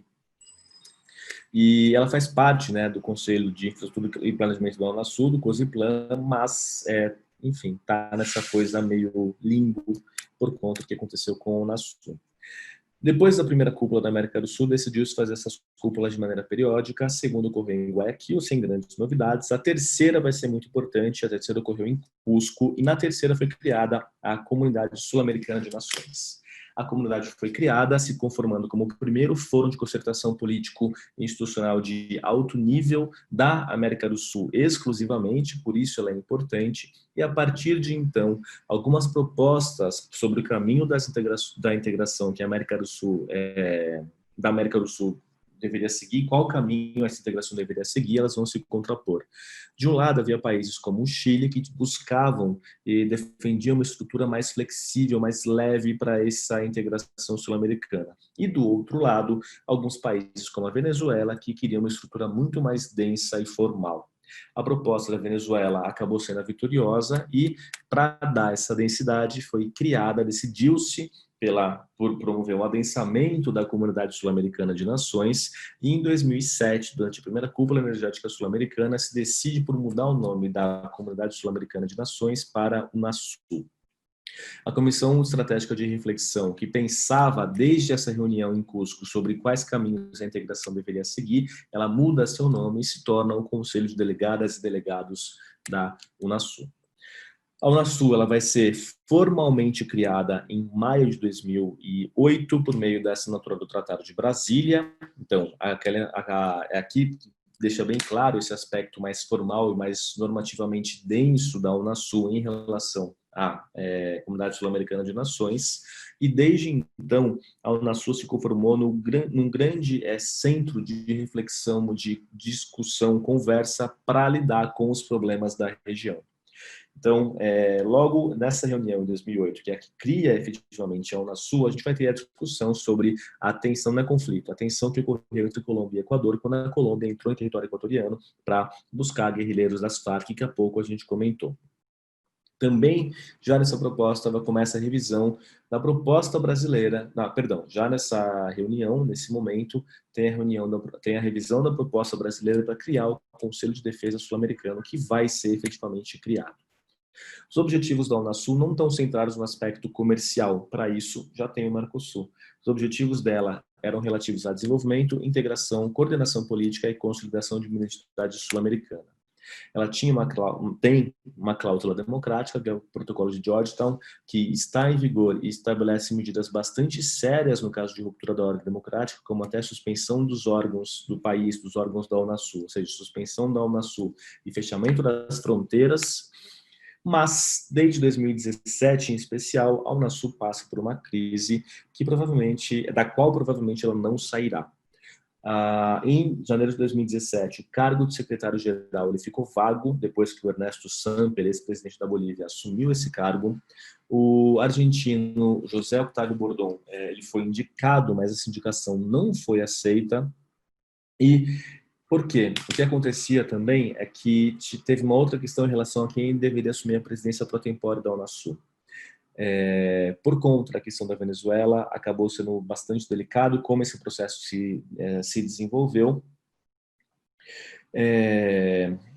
Depois, né, dessa negação de não saberem quem iria substituir o Ernesto Samper, de ter sido recusado o José Octávio Bordón da Argentina, que havia sido indicado pelo Macri, essa indicação não foi aceita pela Venezuela, pela Bolívia, começou a ter um buraco no cargo de secretário-geral, que é uma figura importante para promover a integração, até que depois, por conta dessa dificuldade, por conta da presidência pro tempore estar nas mãos da Bolívia, e aí isso gerou uma dificuldade por conta justamente da situação na Venezuela, Argentina, Brasil, Chile, Colômbia, Paraguai e Peru suspenderam indefinidamente a participação na Unasul, enquanto não for garantido o funcionamento adequado da organização. O que esses países falam é que a atual presidência da Unasul estava colocando um caráter ideológico na Unasul, o que fez com que esses países se afastassem por conta da situação na Venezuela. Mas, basicamente, a Venezuela foi o grande racha que levou justamente ao quase desmoronamento da Unasul. Quando muda o governo no Brasil e a situação na Venezuela também se deteriora, esses dois países que foram centrais para a Unasul estar de pé, eles estão em lados opostos e nenhum nem outro está engajado em manter a organização. A Venezuela, numa situação extremamente difícil, não vai ceder, digamos assim, às pressões do Brasil com uma política, uma postura muito, muito diferente, muito crítica em relação à Venezuela. E aí, outros países também vão nessa mesma linha do Brasil, como é o caso da própria Argentina, quando do Macri, mas também a Colômbia, o Peru, enquanto outros vão se posicionar ao lado da Venezuela, a Bolívia em especial. É justamente desse racha, dessa crise que acaba não sendo solucionada, que os países suspendem a participação e em 2019, em abril, o Brasil denuncia o Tratado Constitutivo, aquele tratado que ele mesmo havia sendo o grande promotor. Então, por conta disso, o Brasil está fora da Unasul efetivamente, a Unasul está num estado lastimável, de último que sair, apaga a luz, e provavelmente assim vai continuar. Porém, é reconhecida a necessidade de haver um fórum ou um mecanismo de integração de contatos políticos na América do Sul. Qual que é a grande questão? Os mecanismos anteriores, que eram a Unasul para a América do Sul e a CELAC para a América Latina e Caribe, de forma geral, eles foram associados, isso aqui é o que você não fala na prova, mas a gente sabe, eles foram associados a projetos específicos do PT. Por conta disso, o governo Bolsonaro e outros governos também de caráter mais de direita resolveram deles se afastar, basicamente enterrar essas iniciativas, que é o que está acontecendo. E para substituir, ou melhor, para tomar esse lugar de fora de discussão que a CELAC teria, a OEA é estimulada, enquanto para lidar com a questão de um fórum para conversa entre os países da América do Sul, não havia uma outra instituição capaz de promover, de suprir esse papel. Por conta disso, os países, não todos, mas a maioria dos países da América do Sul vão criar o PROSUL, o Foro para o Progresso da América do Sul. Essa declaração presidencial que vai lançar o fórum, que é de 22 de março, ele tem uma estrutura mais flexível, com regras mais claras, segundo eles, e mecanismo de tomada de decisão mais ágil. Também o fórum se pauta por respeito à democracia, direitos humanos, e vai ter como membros o Brasil, a Argentina, o Chile, a Colômbia, o Equador, a Guiana, o Paraguai e o Peru. Então, a maioria dos países da região está dentro do PROSUL. O ProSul estabeleceu uma declaração especial para lidar com o coronavírus, falando justamente sobre a necessidade e se comprometendo os países a coordenar e trocar informações, preservar a circulação de bens, coordenar mecanismos de financiamento e estabelecer um grupo ad hoc para lidar com a crise, o que foi efetivamente feito, assim como no Mercosul, portanto, que nós tivemos iniciativas desse tipo, também tivemos na ProSul, e aí a gente basicamente acaba com os temas mais relevantes. Ao longo do tempo, a gente teve outras reuniões, outras discussões do ProSul. Eles emitiram há pouco tempo uma declaração sobre o processo eleitoral no Suriname que teve, mas o que acontece é que, por conta da situação delicada e atribulada, desse momento delicado no qual nós estamos, a gente tem maior dificuldade em qualquer articulação desse tipo. O Mercosul, ele fez uma declaração específica e autorização para que a cúpula fosse feita virtualmente, o que ocorreu em julho desse ano, como há pouco eu comentei. No caso do ProSul, ele teve essa iniciativa importante em relação à pandemia do coronavírus, mas aqui está faltando uma pequena parte. Outra coisa importante para o ProSul, que deve ser mencionado, é que eles estabeleceram um pouco depois a estrutura definitiva que seria implementada. Só um minutinho, gente, que eu não sei porquê, eu acho que eu não salvei esse slide, mas ele devia estar aqui. Só me deem um minutinho para eu pegar ele, colocar aqui, e aí já passo para vocês, assim que a aula acabar, o link atualizado, tudo bem? Então, vou fazer uma breve pausa na nossa gravação. Pronto, agora sim. Então, com as informações que eu não tinha colocado aqui nos slides, então só continuando, o que a gente tem de mais relevante do ProSul de maneira recente é justamente a reunião que a gente teve às margens da Assembleia Geral da ONU, isso em 2019, que colocou as diretrizes para o funcionamento do ProSul, estabelecendo a sua estrutura institucional, e por isso é uma reunião bastante relevante, e esse texto aqui se torna para vocês também central e bastante relevante. Essa reunião e essa declaração, não se esqueçam, ela tem um caráter declarativo, uma natureza política, mas não gera obrigação jurídica, porque o ProSul não é uma organização internacional, não tem um tratado constitutivo. Ele é um fórum de diálogo, e você pode estabelecer uma estrutura para o fórum funcionar, mas ele não tem personalidade jurídica internacional como tem uma organização. Ele é mais flexível, mais leve, como era o seu próprio propósito. O que a gente tem de importante é que, primeiro, existem requisitos para um país participar do ProSul, que a gente pode chamar de cláusula democrática. Entre aspas, porque não é exatamente uma cláusula, porque não é um tratado, mas esses requisitos eles são relevantes e são importantes. E quais são esses requisitos? Primeiro, respeito ao Estado de Direito, a democracia representativa, ter eleições livres e respeitar a ordem constitucional. Segundo, respeitar a separação de poderes e sujeição da força pública à autoridade civil. Terceiro, respeitar os direitos humanos e liberdades. E quarto, respeitar a soberania, integridade territorial e o direito internacional. Esses são os requisitos para que um país faça parte do ProSul.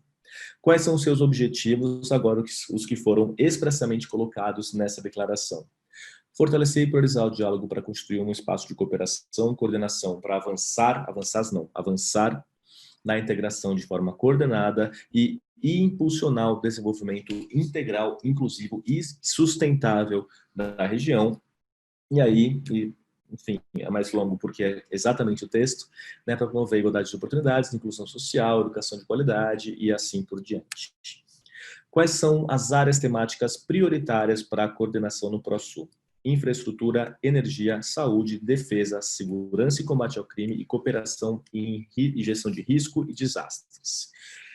Para quem já estudou o Unasul, é fácil a gente ver que basicamente são todos temas que eram tratados nos conselhos temáticos da Unasul.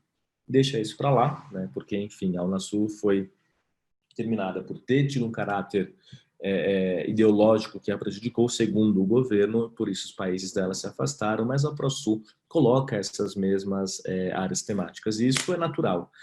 Os países eles precisam de coordenação, eles precisam se articular para conseguir nessas áreas temáticas promover medidas e avançar em diálogos que são necessários para a região. Então, não é surpresa que os temas prioritários da Unasul são os mesmos temas prioritários de outras organizações que vão reunir os países da região. Em termos de estrutura, o que eles decidiram? Ter uma cúpula presidencial anual, com os objetivos de aprovar declarações, modificar e avaliar os avanços da reunião de ministros das Relações Exteriores. Abaixo dela, a reunião de ministros, que se realiza também anualmente, com objetivos mais específicos de adotar acordos, propor projetos de declaração, dar seguimento a acordos políticos que foram feitos nas reuniões anteriores, criar grupo de trabalho, designar o coordenador, avaliar os avanços dos grupos de trabalho e, por fim, outras tarefas que a cúpula, porventura, atribuir à reunião de ministros das Relações Exteriores. A presidência pro tempore, que inicialmente iria ficar com o Chile, tem por objetivos organizar e ser sede da cúpula, organizar a reunião de ministros, registrar as atas e documentos, preparar o informe, facilitar o trabalho dos grupos de trabalho e supervisionar a plataforma digital do ProAsul, que vai ser articulada e lançada para que as pessoas tenham acesso ao que é discutido e possam, com isso, contribuir. E o que é interessante notar, para evitar problemas como houve na Unasul, é que essa presidência pro tempore, ela tem o Chile como uma figura central, mas ela vai ser organizada como uma troika. Da presidência pro tempore vão participar o presidente anterior, o atual e o seguinte. A ideia é justamente evitar que uma presidência que porventura se torne delicada acabe por levar todo o processo para o buraco, como aconteceu.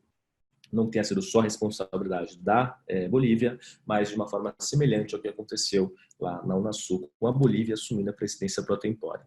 E aí sim a gente tem aquela declaração que eu falei do coronavírus, no fim esse slide acabou sendo repetido, sinto muito, mas as informações mais relevantes do ProAsul estão aí. E sem sombra de dúvida, esse é o tema que vocês precisam estudar e enfiar na cabeça de vocês, porque ele é perfeito para uma prova. Porque ele é estável, ele é absolutamente relevante, ele é prioridade do governo, ele não é sensível politicamente, pelo contrário, ele é estimulado e celebrado pelo governo.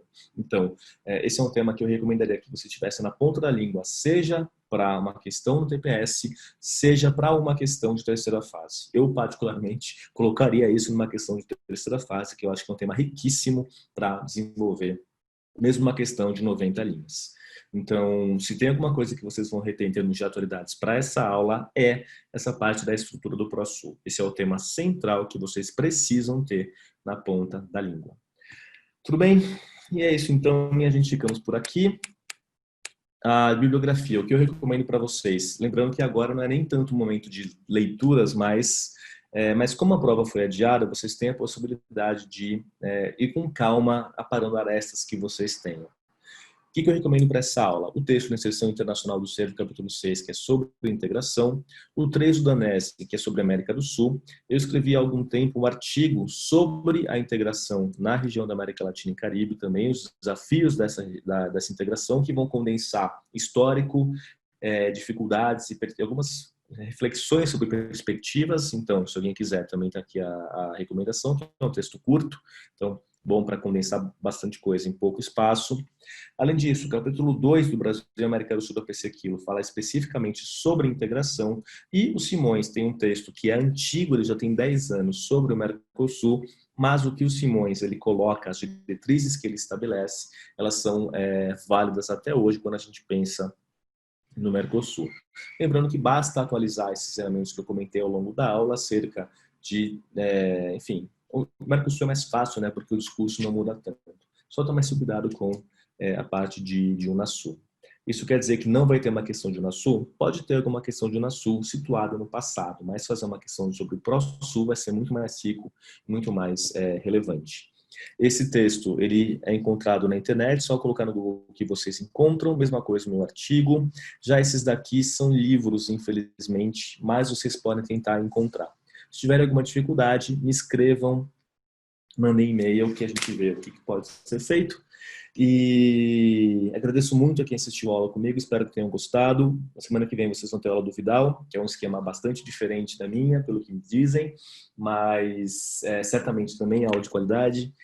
E esse curso vai ser estruturado com uma aula minha, uma aula do Vidal e uma semana de intervalo para que vocês tenham tempo de colocar as leituras em ordem e para que esse curso ele acabe sendo um companheiro de vocês ao longo do tempo, para que vocês vão atualizar, para que vocês possam ao mesmo tempo atualizar e refinar o conteúdo, dando tempo para vocês lerem com um ritmo diferente.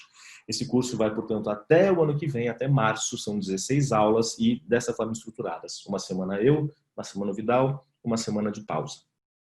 Qualquer dúvida que vocês tenham em relação à API, em relação à preparação, em relação a qualquer coisa, mesmo não contratando o curso, estou disponível. Meu e-mail está lá no comecinho do slide, que é o felipebestre@gmail.com. Por que não aperto o home logo de uma vez? Enfim, está lá no comecinho. Aqui, esse é o meu e-mail, esse é meu Twitter. Eu estou meio longe agora porque mudança é uma loucura, mas vira e mexe também posto coisa relevante por lá. E é isso. Se vocês puderem, isso, perfeito. Lá no IDEG tem uma ementa, mas eu vou colocar uma ementa com as datas das aulas também, uma ementa mais detalhada do que vocês vão ver ao longo do curso, com as datas. Eu acho que vai ser melhor para vocês se organizarem. Outra coisa, se vocês que assistiram aqui puderem esperar um pouquinho, eu vou subir esses slides com essa atualização que eu fiz para a plataforma, e aí eu já mando para vocês o link, para vocês terem o material completo. Tudo bem? Mas é isso então. Para quem está vendo a gravação depois, um abraço e nos vemos em breve, espero. Até mais.